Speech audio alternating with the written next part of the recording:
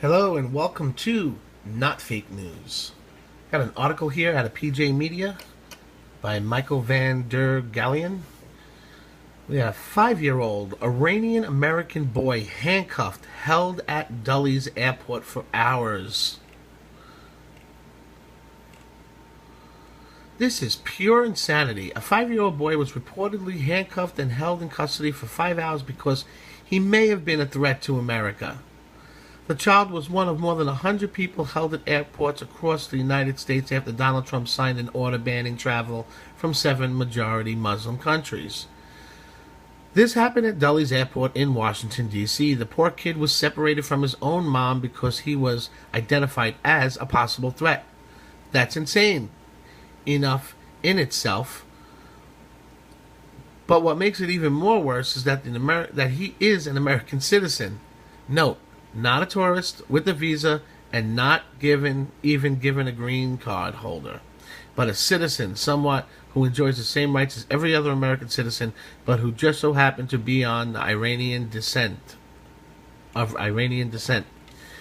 lunacy like this happens, the White House can choose between two options: explain that this is not how the executive order on immigrants was meant, or, in a moment of brain freeze, defend the action of the border guards. Guess what Trump spokesman Spicer decided to do? I hope he did. I don't know. Speaking after an incident, Donald Trump's press secretary Sean Spicer said to assume that just because someone's age and gender that they don't pose a threat would be misguided and wrong. If that's not a reason for Trump to give this imbecile a final warning, I don't know what is. Defending the handcuffing of a 5-year-old American citizen is absolutely disgraceful. Democrat Senator Chris Van Hollen has rightfully condemned this stupidity. He also says that the authorities were given advance notice to the boy's arrival, meaning that they had absolutely no excuse to hold him, let alone treat him like a common criminal by handcuffing him. The senator later cried to check whether the boy had been released, but was denied entrance by the airport authorities. Of course, because you obviously can't have senators trying to defend the rights of American children who just so happen to have Iranian parents. Can't have that. Shameful. Just like every other country in the world, America has the right to secure its border and determine who is and who is not allowed to legally enter. But this was an American citizen of only 5 years old. The idiocy like this and Spicer defending it that will discredit America's image for the rest of the world. It'll confirm that the left's talking point that this isn't about securing the border or fighting terrorism, but about racism and xenophobia. I don't know. They must have had a good reason to stop this boy. Next story out of PJ Media by Jeff Reynolds. Exclusive. College chairman resigns saying sanctuary campus's decision was the final straw. Gene Pitts reassigned as chairman of the board of directors of Portland Community College in December.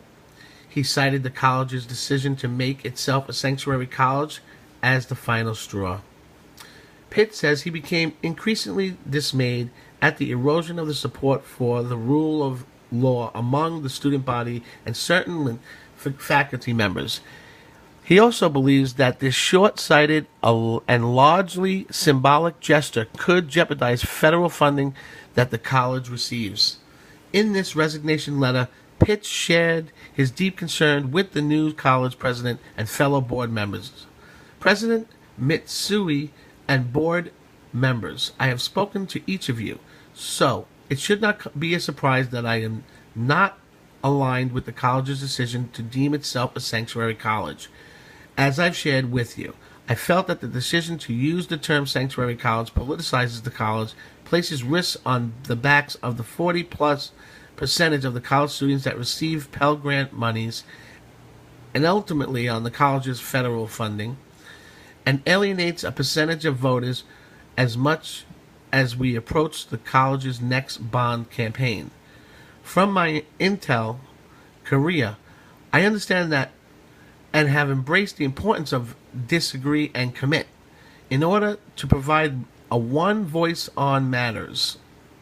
However, on this issue, I cannot commit. For that reason, I am resigning my position as board chair and as board member serving Zone 6. I wish the board and the college well. Best regards, Gene Pitts. Pitts is an electrical engineer manager in his day job, writes in an email to PJ Media that he originally ran for a position on the board to make a difference, but then it quickly became clear that it wasn't going to be. I should mention that this board is not compensated. This is a continuing misconception among the student population. I ran for this position because I believe that I could make a positive difference. However, it is clear to me that the college has become increasingly activist, and when I say activist, it's more than a subset of students. The activism extends to certain faculty and administration. The first became apparent to me back in March of 2016 when the college, surprising the board, decided to bring the races together by conducting a Whiteness History Month. My conversation with high-level college administration fell on deaf ears, and it was very clear that they were squarely in support of this initiative. The PCC's Whiteness History Month created national headlines and controversy for the school. According to reports during a Black Power workshop, one woman was ejected for questioning claims that Donald Trump was a racist. A sign posted outside the room's door set a racial tone for the lecture. Please respect that this workshop is for Black and African-identified folks, exploring their blackness in a healthy and community-based manner. Please respect... During the lecture, the speaker's message apparently turned from informative to political, with the speaker insinuating that Trump was a racist. The woman listening to the lecture, who was not a student, decided to question his politically charged anti-Trump direction, as she told an independent journalist who showed up to film the event shortly after. Shortly after she was made to leave, the woman told the videographer she asked the speaker why Trump had support from black voters if this was true and he was a racist. That was when he said she was asked to leave. Things continued to boil, Pitt says, until he could no longer participate. The declaration of PCCs as a sanctuary college was the final straw. I firmly believe that the rule of law is the glue that holds our society together. The college effectively thumbed its nose at the concept by way of this declaration. The college and much of its student body relies on federal funding. Over 40% of the students at PCC receive Pell Grants. It is my belief that this declaration unnecessarily politicizes the college and placed risk on the backs of those students who truly need those federal monies to get in their education. The full declaration of PCC can be read at their website. Pitt believes that while the move is largely symbolic, it could have a real fiscal implications for the college. My interpretation, the declaration is a hollow and meaningless promise but the symbolism of the action is anything but hollow and meaningless. I believe that it may be a real and negative financial implications on the college and its students. Now students demand the sanctuary campus for illegals and their families. Pitt points out that the declaration comes as a sensitive time for college. Ironically, the college will begin its bond renewal campaign later this year. I would encourage the voters to consider the recent actions of the college before casting their votes. I know I will.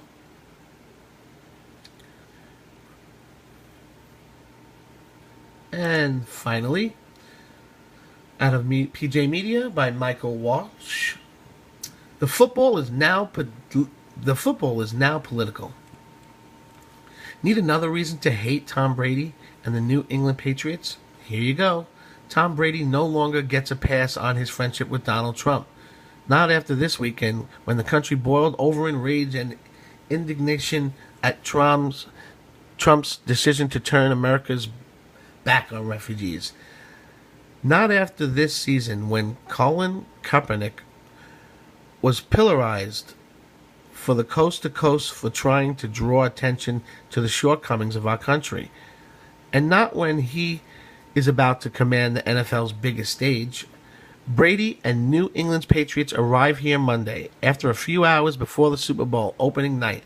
While the event has turned into a circus, this is where Brady's famously got a marriage proposal from a Mexican TV reporter in a wedding dress.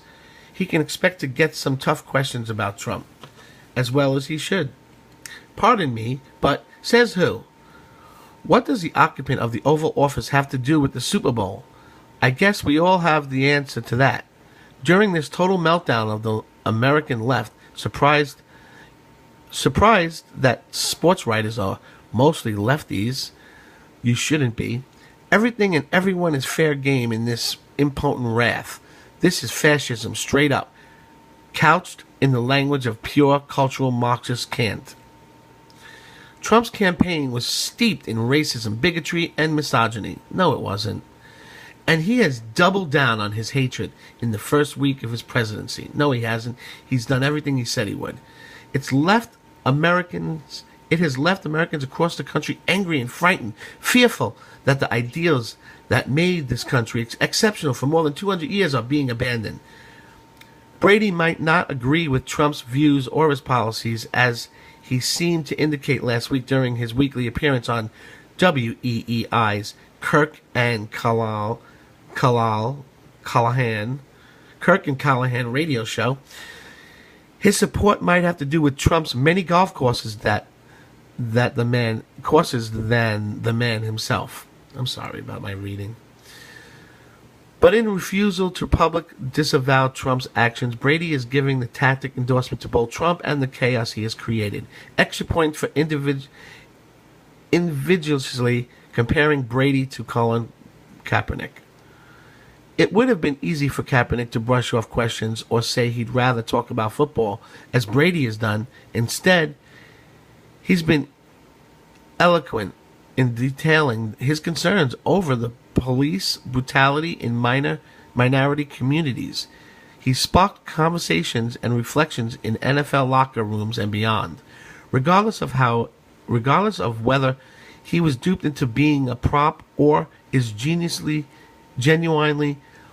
friends with Trump, Brady inserted himself into the national firestorm. He can't be suppressed that people want to know more and now expect more. Now you have a taste, however small, at this point, was life must have been like in Cambodia under Pol Pot, China during the Great Cultural Revolution. These people should never have been near the seat of power.